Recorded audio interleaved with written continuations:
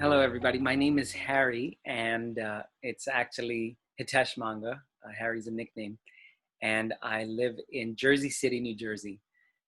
That now that I've started to go back into school physically, in person, and not only just go back to school, but be in a position to go to 5 different schools in the district of Freeport. Yeah, the biggest challenge is seeing the faces of the young people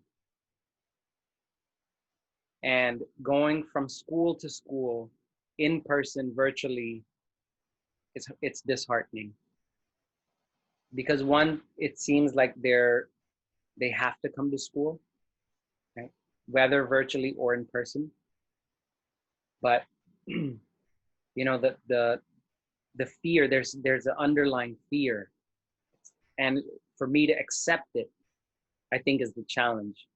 Just seeing the population that we're continually serving, that we're always showing up for, is now being challenged even more. But this young lady just broke down in class, um, in person, not virtually.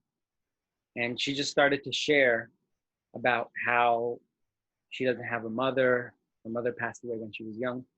Her father's in and out of jail. She doesn't have anybody to take custody of her. And this is an eighth grader. She's not really finding the support anywhere. And so, being patient with her, going through the processes, and then getting to the breathing, the core work that we do. And over the next week, she experienced this technique. She experienced the breathing, and she had a little bit of benefit. She was relaxed. She said thank you. She was very grateful. But as we kept doing it with the consistency of the next few weeks, she started to share more, and how she's resolving these things in her life, how she's taking responsibility for her siblings, which she'd never done before, how she's actually starting to get along with her custodial parents. So it was just so touching to see how this young lady, throughout, in this pandemic, how she just shifted.